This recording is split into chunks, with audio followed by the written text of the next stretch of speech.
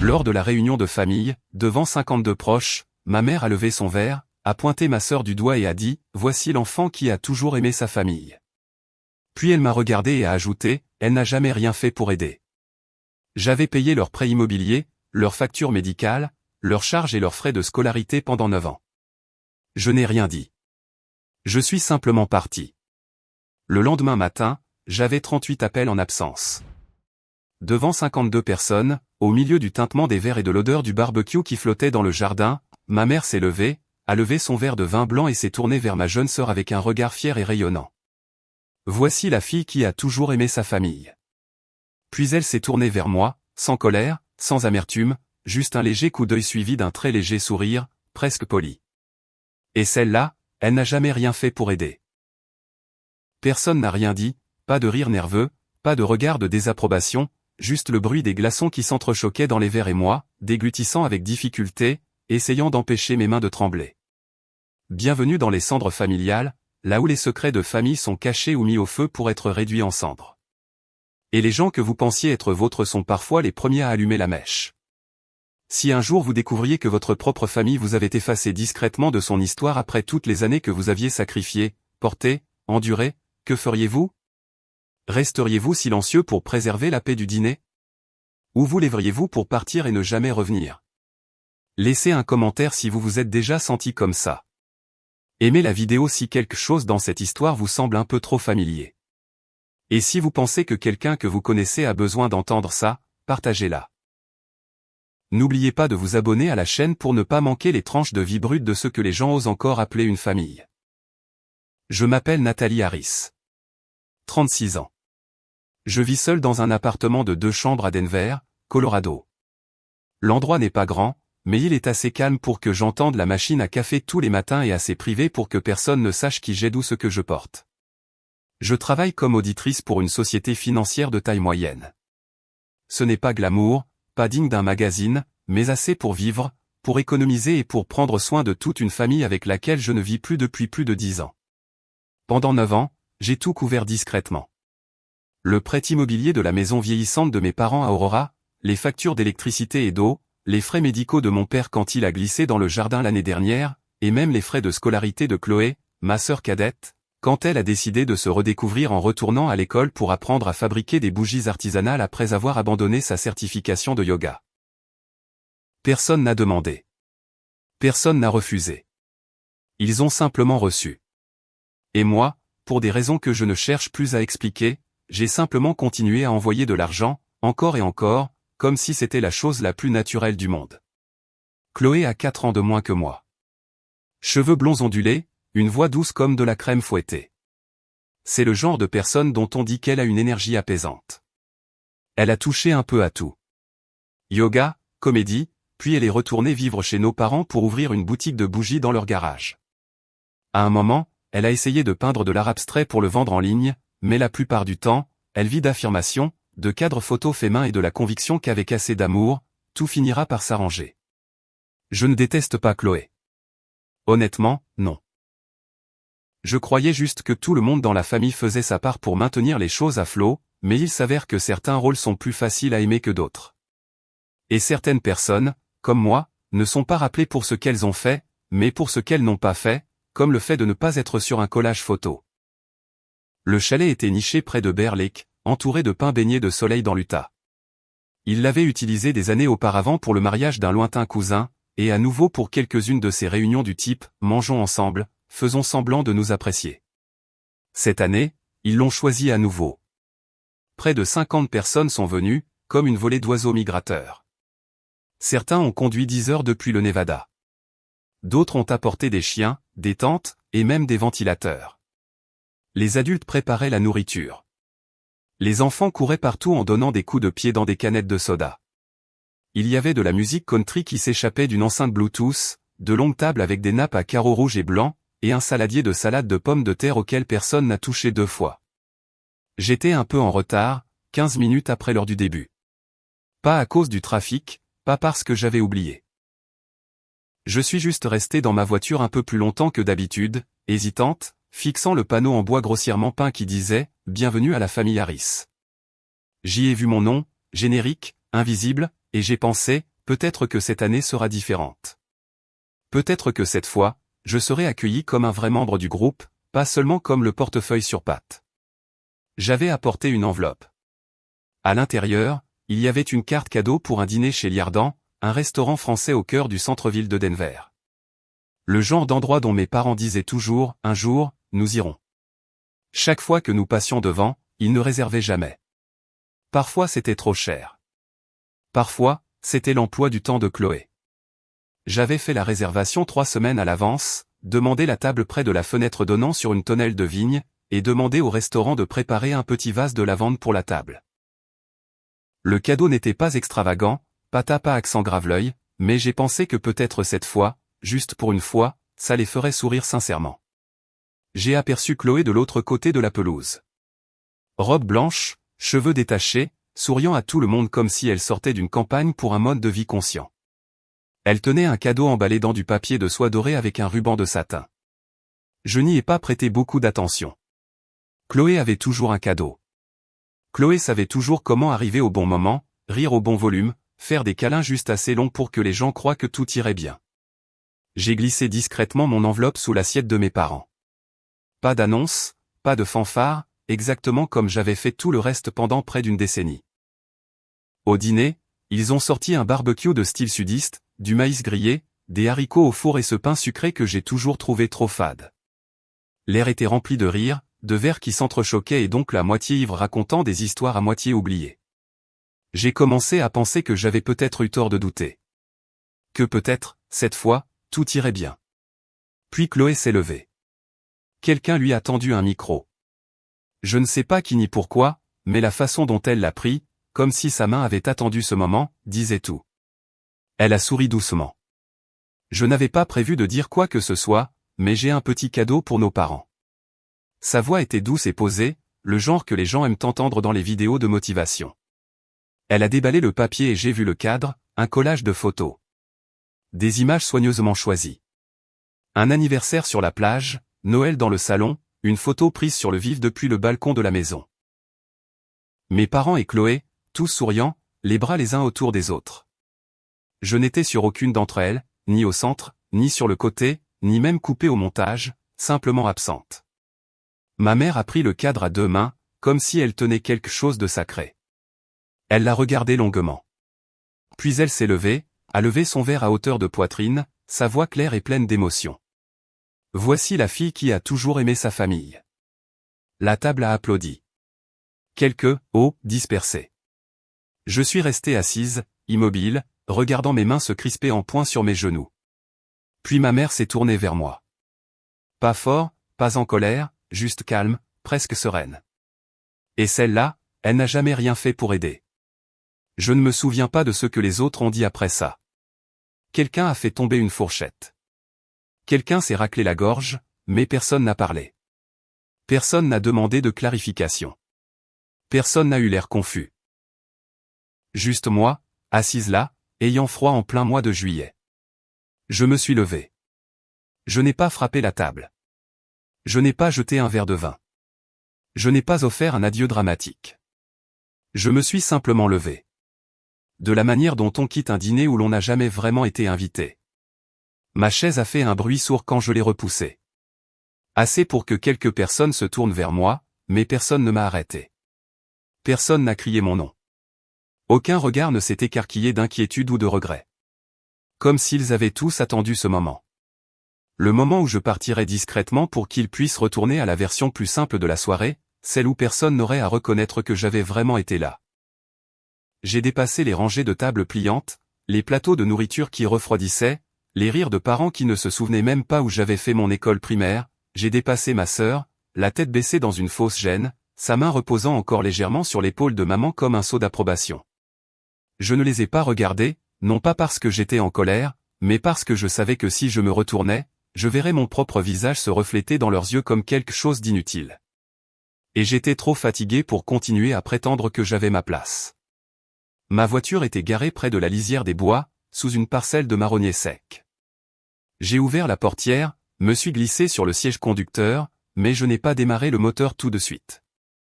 J'ai posé mes mains sur le volant, fixant à travers le pare-brise la lueur des guirlandes lumineuses jaunes qui scintillaient encore au loin. De minuscules points dans une image dont je n'étais jamais censé faire partie. Je suis resté assise là, 5 minutes, puis 10. Je n'ai pas pleuré, je n'ai appelé personne. Je suis juste resté immobile, comme si j'essayais d'enseigner à mon corps, à partir de maintenant, nous ne reviendrons pas en arrière. Sur la route du retour vers Denver, je n'ai pas allumé la radio. Pas de podcast, pas de musique de fond, rien. J'ai laissé le bruit du moteur être la seule chose à remplir le silence. Et dans ce silence, les chiffres ont commencé à apparaître, comme un bilan sans fin. Pas sur l'écran d'un client, mais dans ma propre mémoire. 980 $ par mois pour le prêt immobilier, depuis que mon père a perdu son emploi en 2014 jusqu'à ce qu'il en trouve un à temps partiel à la bibliothèque municipale. 120 $ chaque fois que Chloé avait besoin d'un prêt rapide pour couvrir les frais de scolarité de son cours de fabrication de bougies ou pour acheter des fournitures afin de relancer sa boutique Etsy. 3000 $ pour la chirurgie ambulatoire de ma mère que l'assurance n'a pas couverte parce qu'elle avait oublié de la renouveler. 160 $ par mois pour la carte d'essence à mon nom pour qu'il puisse faire 3 pleins par semaine.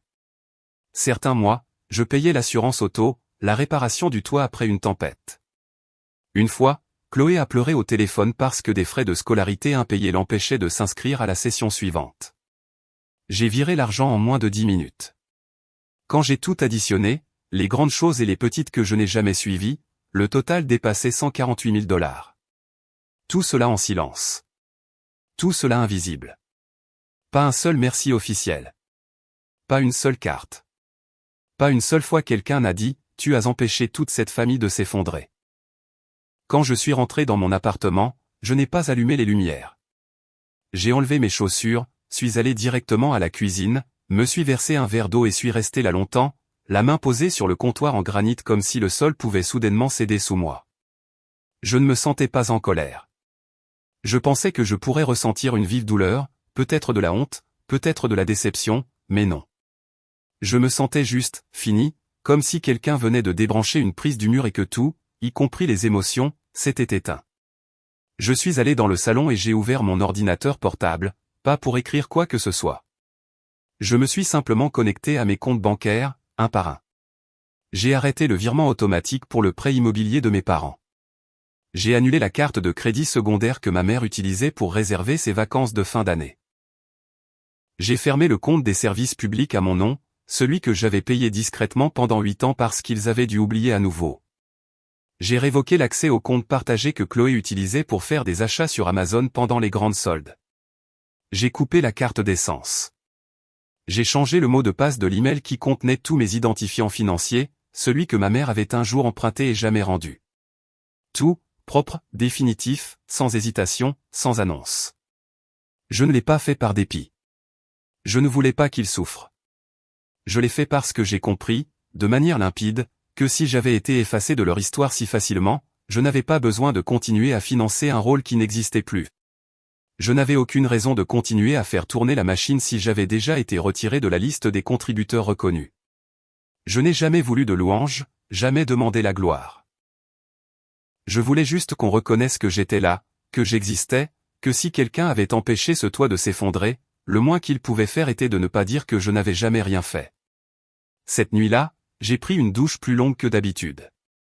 Pas parce que j'étais épuisé, mais parce que c'était la première fois que je ne ressentais pas le besoin de vérifier mon téléphone pour voir si quelqu'un avait demandé si l'argent était bien arrivé. Je me suis glissé dans mon lit, j'ai réglé mon réveil 2 heures plus tard que la normale et j'ai dormi. Pas d'agitation, pas de rêve, pas de réveil au milieu de la nuit avec cette anxiété rampante d'avoir oublié d'envoyer un paiement. J'ai dormi comme quelqu'un qui, pour la première fois en 9 ans, pouvait simplement être une personne, et non un distributeur automatique de billets humains avec des sentiments. Et le plus étrange, c'est que je ne me sentais pas coupable. J'étais dans la cuisine quand la sonnette a retenti. Pas de manière urgente ou frénétique, juste un long et ferme carillon, comme si la personne à l'extérieur savait exactement ce qu'elle attendait. Je ne suis pas allé tout de suite. Je suis resté immobile, tenant toujours le verre d'eau que je n'avais pas fini, regardant à travers la petite fenêtre à rideau près du micro-ondes. La journée était pâle et couverte, mais les silhouettes des 2 personnes sur le porche étaient claires comme le jour. Ma mère, silhouette élancée, enveloppée dans le cardigan beige clair qu'elle portait toujours quand elle voulait paraître fragile, méritant le pardon. Ses cheveux étaient détachés, ses ballerines couleur crème usées au talon. Mon père se tenait légèrement derrière elle, les mains dans les poches, les épaules affaissées. En les regardant de l'intérieur de ma maison, je n'ai pas ressenti de colère, juste de la distance, comme si les deux personnes qui m'avaient donné naissance et m'avaient appelé leur fille pendant plus de 30 ans se tenaient maintenant dehors, demandant la permission d'entrer dans la maison d'une étrangère. Je suis allé ouvrir la porte. Je n'ai pas mis la chaîne de sécurité, je n'ai pas allumé la lumière du porche.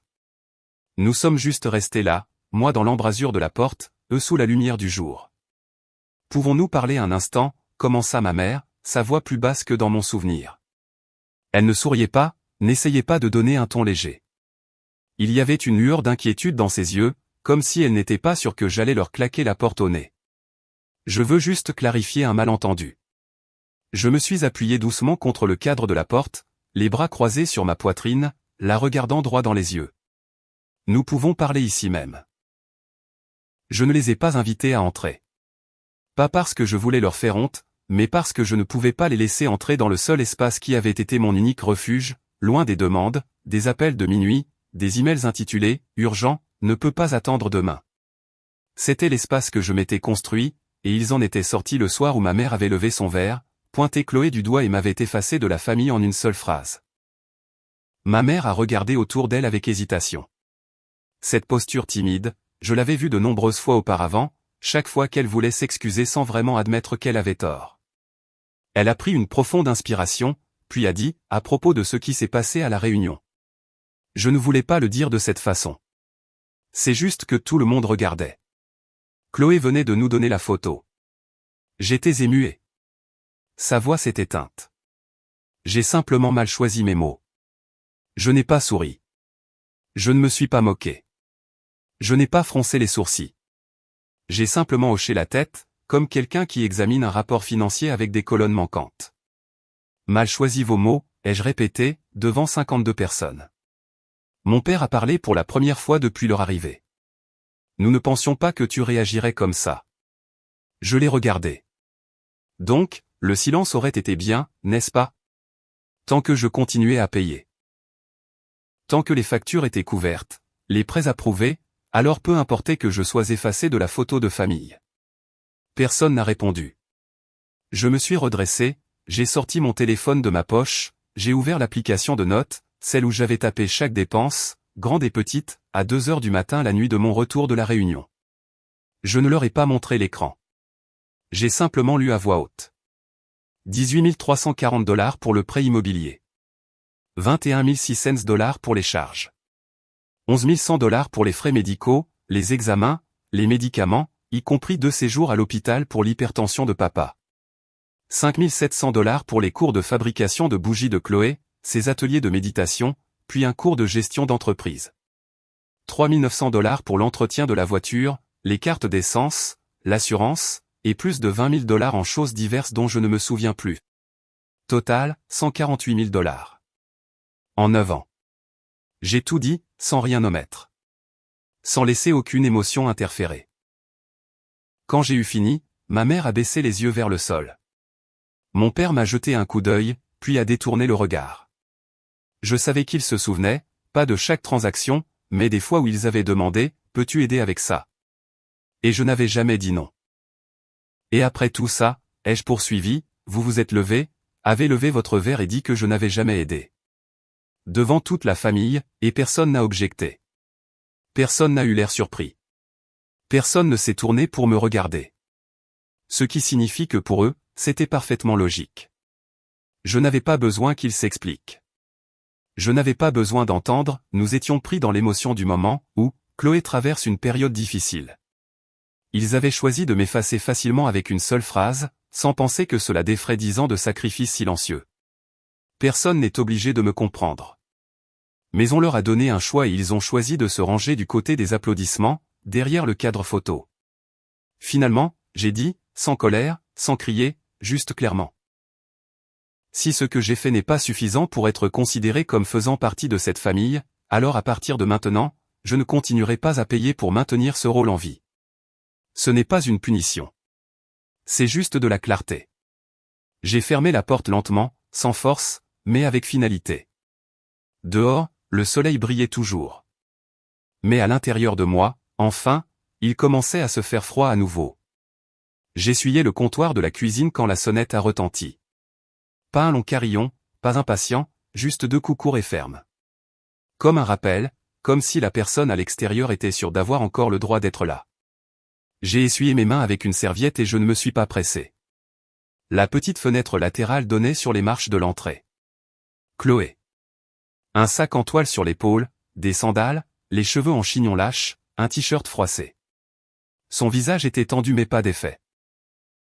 Toujours Chloé, le genre de personne qui pouvait transformer un effondrement en une expérience de guérison. J'ai ouvert la porte mais je ne l'ai pas invitée à entrer. Elle est entrée quand même, comme si elle retournait dans un endroit qui lui avait toujours appartenu. Mais ce n'était plus sa maison. Ce n'était pas la chambre où elle empruntait mon rouge à lèvres sans demander. Ce n'était pas la cuisine où je lui préparais du thé quand elle n'arrivait plus à respirer à cause de l'anxiété. C'était mon espace, payé avec mon salaire, mes heures supplémentaires, mon épuisement. Et maintenant, je me tenais au centre, sans reculer, sans m'écarter. « Est-ce que tu te rends compte de ce que tu fais ?» a-t-elle demandé immédiatement. Sans préambule. Sa voix était un peu plus forte que d'habitude, mais pas tranchante. Comme quelqu'un qu'on vient de jeter d'un train pour lequel il pensait avoir un billet à vie. Tu ne réponds pas au texto. Tu ne décroches pas le téléphone. Maman et papa m'ont appelé 14 fois ce matin. Ils pensent qu'il t'est arrivé quelque chose. Ils pensaient que tu étais juste en colère. Mais ensuite, les paiements ne sont pas arrivés. Les comptes ont été bloqués. Les cartes ont été refusées. Ils paniquent. Je suis resté immobile, à écouter. Aucune réaction. J'étais trop habitué à ce rythme. Quelqu'un qui arrive, le chaos à la main, se demandant pourquoi je n'ai pas encore arrangé les choses. J'ai dû faire un service supplémentaire hier. Maman et papa ont dit que je devais aider maintenant, a-t-elle dit comme une accusation, comme si le fait de devoir gagner de l'argent était une sorte de trahison. Tu sais, ils dépendent de toi depuis des années, et maintenant tu coupes tout. C'est quoi ce délire? Je me suis assise sur une chaise, les bras croisés. Parce qu'ils l'ont choisi. Chloé a froncé les sourcils, confuse. Ou peut-être simplement peu disposée à comprendre. Choisi quoi? Toi, ai-je dit lentement. Juste devant 52 personnes. Maman a levé son verre, t'a regardé comme si tu étais un prix, puis s'est tournée vers moi et a dit que je n'avais jamais aidé. Personne n'a dit un mot. Personne n'a objecté. Toi non plus. Elle a secoué la tête. J'ai été surprise. Je ne pensais pas que maman dirait ça. Mais tu ne l'as pas corrigé, ai-je coupé. Tu as souri. Tu as baissé la tête, toute timide. Tu as accepté les louanges comme si elles t'appartenaient. Tu m'as laissé assise là comme une étrangère dans ma propre famille. Et puis tu m'as regardé partir sans jamais me demander pourquoi. L'air entre nous s'est alourdi. Chloé a légèrement tourné le visage. Je ne pouvais pas dire si c'était de la honte ou si elle préparait sa prochaine offensive. Ce n'est pas tout noir ou tout blanc, dit-elle plus bas. Tu sais comment est maman. Elle ne réfléchit pas. Elle se laisse emporter par l'émotion. J'ai hoché la tête. Et toi, tu te laisses emporter par la performance, le rôle de la fille bien-aimée, celle sur le cadre photo, celle dont tous les parents parlent avec admiration quand ils entendent son nom. Je n'ai pas demandé ça, a-t-elle murmuré. Mais tu ne l'as pas refusé non plus, ai-je répondu. Tu as laissé faire. Et quand j'ai disparu, tu n'es pas venu me chercher. Tu n'es revenu que lorsque quelque chose a cessé de fonctionner. Quand le système que je maintenais en marche a commencé à avoir des ratés. Quand les murs se sont fissurés et que tu as réalisé que tu ne savais pas comment les réparer. Elle m'a regardé alors, les yeux commençant à s'embuer. Mais je ne me suis pas adouci. Non pas parce que je voulais la blesser, mais parce que pour la première fois depuis longtemps, je n'étais pas celle qui se mordait la langue juste pour maintenir la paix. Tu es en colère que j'ai laissé tomber maman et papa, ai-je dit, la voix lente et régulière. Mais en réalité, j'agis simplement comme si ce qu'ils croient est vrai, que je n'ai jamais aidé. Alors maintenant, ils peuvent apprendre à se débrouiller sans la main invisible. Et toi, tu peux enfin faire ce pourquoi tu as toujours été loué, les aimer. Chloé n'a pas répondu. Une larme a coulé sur une de ses joues, mais elle ne l'a pas essuyée. Elle est restée là, comme si elle réalisait enfin que certains rôles, une fois qu'on les accepte, viennent avec de vraies responsabilités. Une minute plus tard, elle s'est retournée, a marché vers la porte. Pas de porte claquée, pas de mot final, elle est juste partie, comme si elle entrait dans un monde où, pour la première fois, elle devait payer ses propres factures. Je suis resté au milieu de la pièce, ni soulagée, ni victorieuse, mais pas non plus pleine de regrets. Juste immobile. Le genre d'immobilité qui vient quand on a cessé d'être l'échafaudage d'une famille. Et on réalise que si on ne soutient plus tout, soit ils apprendront à se tenir debout, soit ils tomberont. Je pensais que les choses se calmeraient après cette confrontation. Je me suis dit qu'ils resteraient peut-être silencieux un moment, trouveraient des solutions, cacheraient leur embarras dans les histoires qu'ils racontaient aux voisins, des histoires dont je n'étais jamais un personnage. Mais un mercredi matin, alors que je rangeais des reçus dans un tiroir, une notification est apparue du groupe Facebook « Famille Harris pour toujours ». Je n'avais pas l'intention de cliquer dessus, mais ma main a bougé avant que ma logique ne puisse l'arrêter. Ma mère avait publié une photo claire et bien éclairée. Tout le monde souriait devant le chalet au bord du lac, comme s'il venait de terminer des vacances parfaites. Ils se tenaient en une rangée nette. Mes parents, Chloé, quelques oncles et tantes, une poignée de cousins, et moi. Je n'y étais pas. Pas un seul espace où l'on aurait pu même m'imaginer. Je n'étais pas sur la photo, tout comme je n'avais pas été dans le discours de remerciement ce soir-là. La légende était dans le ton habituel de ma mère, juste assez sentimentale, juste assez douce pour réchauffer le cœur de quiconque ne connaissait pas la vérité. La famille, c'est tout. Même quand quelqu'un l'oublie. Je n'étais pas surprise. Mais il y avait quand même une piqûre, pas de douleur, pas de trahison, juste du froid, comme la coupe nette d'une paire de ciseaux bien aiguisés à travers une courte pointe que l'on croyait encore intacte. Juste en dessous de la publication, les parents ont commencé à commenter. Une tante du côté de mon père a écrit « Tu as raison. La famille, c'est là où tout commence et où tout se termine. » Un cousin dont je n'ai jamais été proche a mis un emoji cœur.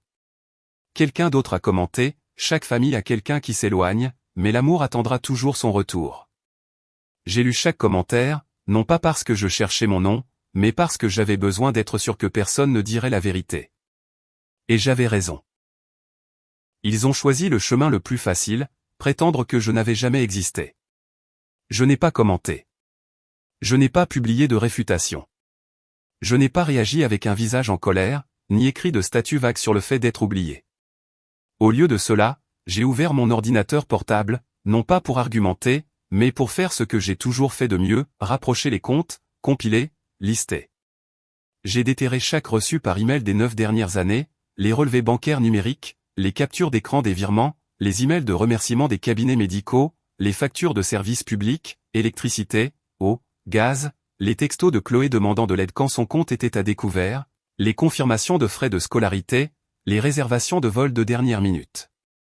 Chaque petit morceau de preuve dispersé, une fois assemblé, racontait une histoire qu'il n'avait jamais pris la peine de raconter. Je les ai tous rassemblés en une seule publication.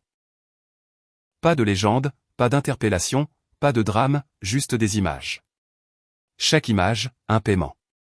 Chaque paiement, une partie de ma vie qui n'a jamais été reconnue. Et enfin, j'ai ajouté une seule ligne. Dépenses totales sur 9 ans, 148 330 $. Pas d'attente, pas d'exigence, pas de regret. Mais plus rien non plus. J'ai mis la publication en mode public. Je n'ai identifié personne. Je n'ai pas mentionné ma mère. Je n'ai pas fait référence à la réunion. Je n'ai pas dit que la légende parlait de moi, parce qu'ils savaient.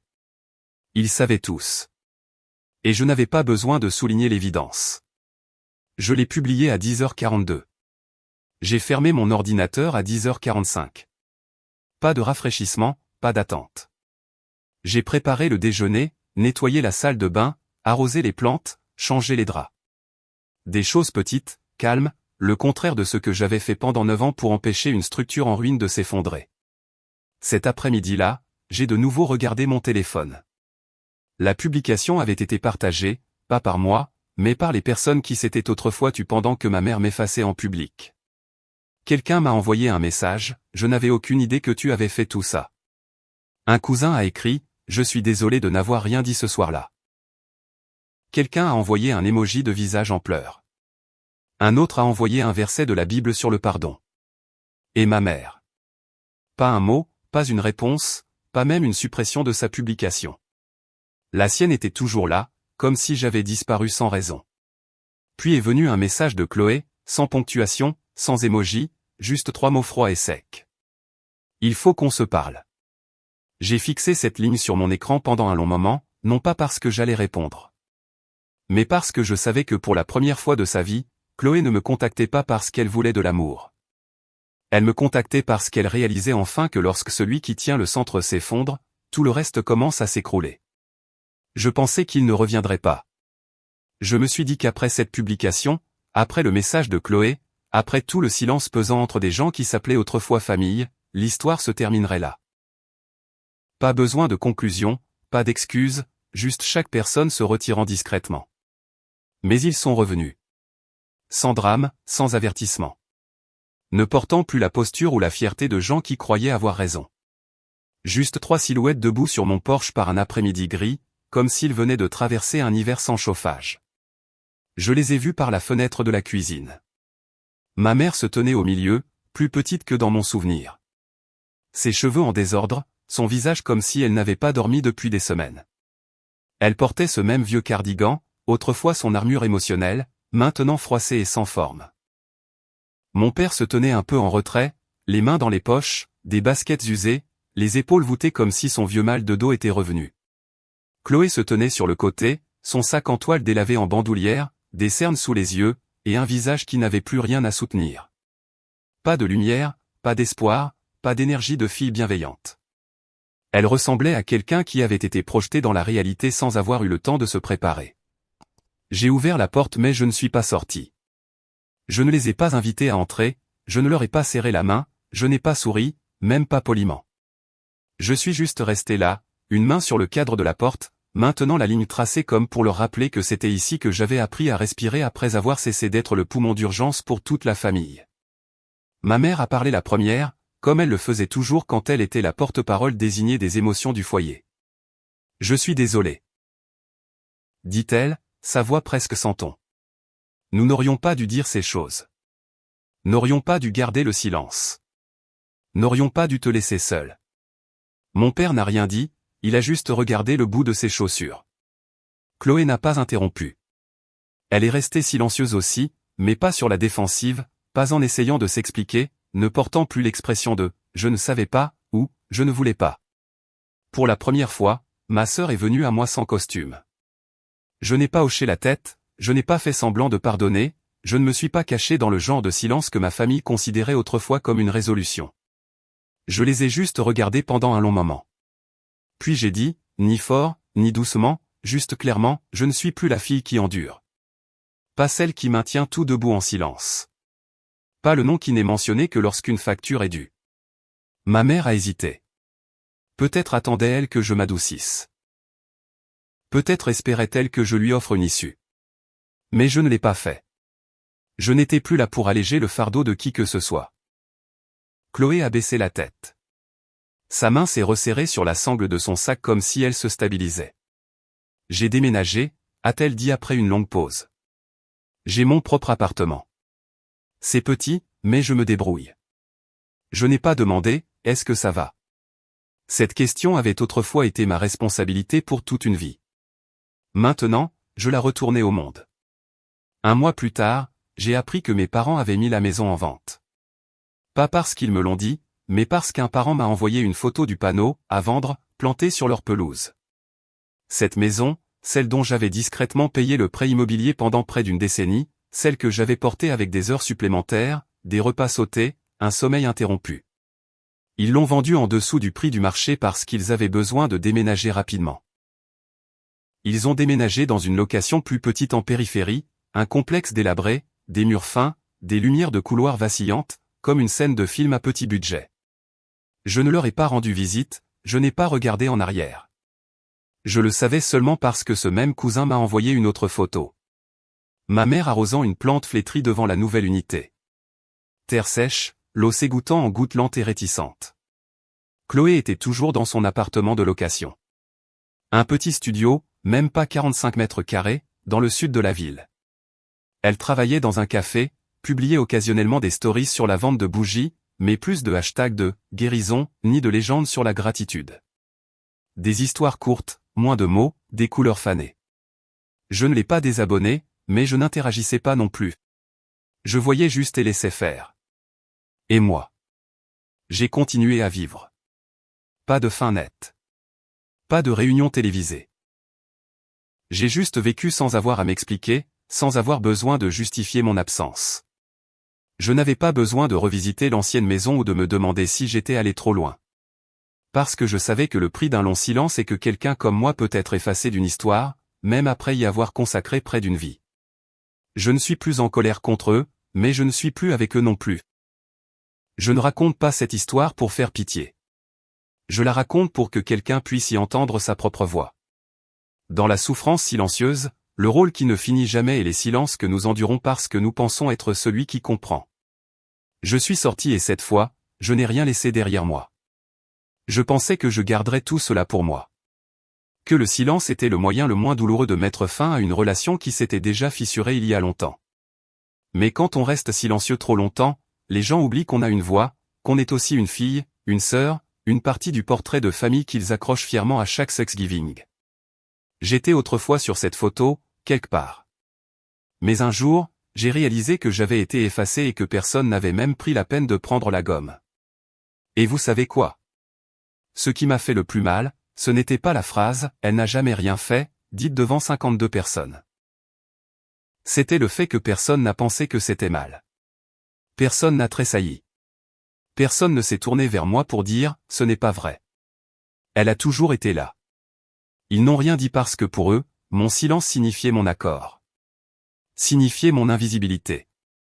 J'avais l'habitude de tout porter en croyant que si je n'aidais pas, qui le ferait? Je me convainquais que c'est comme ça que sont les familles. Certaines personnes se sacrifient et d'autres sont aimées. Mais j'ai fini par comprendre que si le seul moment où l'on est autorisé à rester dans une famille est quand on continue à payer, à porter le fardeau, à céder de la place pour que quelqu'un d'autre brille, ce n'est pas de l'amour. C'est de l'exploitation. Et il n'y a pas de certificat de naissance assez sacré pour transformer l'exploitation en affection. Certaines personnes grandissent en croyant que la famille est éternelle, que peu importe à quel point on a tort, à quel point on est fatigué, quelqu'un nous ouvrira toujours la porte pour rentrer à la maison. Mais d'autres, comme moi, apprennent à travers les nuits où personne ne prend de nouvelles, à travers les factures que nous imprimons et payons en silence, à travers les séances photos que nous payons mais où nous n'apparaissons jamais, que la famille n'est pas toujours un endroit où l'on rentre chez soi. Parfois, c'est l'endroit que l'on doit quitter pour se sauver. Le véritable amour ne vient pas avec des conditions. Ce n'est pas un chèque de paie. Ce ne sont pas des virements mensuels. Ce n'est pas être celui qui comprend ou celui qui est fiable. Le véritable amour, c'est être autorisé à exister sans avoir à prouver sa valeur. C'est être reconnu sans avoir à soutenir le toit tout seul. Et si un lien n'existe que lorsque vous payez pour y garder votre place, alors peut-être n'a-t-il jamais vraiment existé. Je n'ai plus besoin qu'il s'excuse. Je n'ai pas besoin qu'il retire la publication, réécrive le discours ou recadre le passé. Je n'ai besoin de rien de leur part car pour la première fois de ma vie, j'ai quelque chose que je pensais être un luxe, le calme qui vient du fait de ne plus rien devoir à personne dans la famille que j'ai autrefois essayé si fort de maintenir unie. Je ne raconte pas cette histoire pour être plainte. Je la raconte pour que si vous, quelque part, êtes coincé à jouer un rôle que vous n'avez jamais choisi, vivant comme une ombre sous les projecteurs de quelqu'un d'autre, donnant des parties de vous-même chaque mois pour empêcher une famille de s'effondrer alors que personne ne connaît même votre nom, vous sachiez que vous n'êtes pas fou. Vous n'êtes pas trop sensible.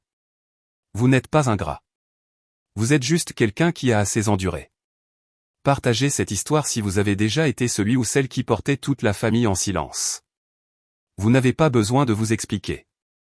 Racontez-la simplement pour que quelqu'un d'autre puisse s'y reconnaître. Et si ce n'est jamais votre cas, arrêtez-vous un instant et demandez-vous, y a-t-il quelqu'un dans votre vie qui pourrait être en train de faire ça pour vous en ce moment? Sans se plaindre, sans exiger, sans attirer l'attention, juste en empêchant silencieusement tout de s'effondrer. Si vous voulez suivre des histoires comme celle-ci, des histoires vraies, pas le genre qui tient dans une carte de vœux, abonnez-vous. Parce qu'ici, nous ne racontons pas de contes de fées. Nous racontons ce qui s'est réellement passé. Les choses que parfois, une seule personne dans toute la famille ose dire à voix haute.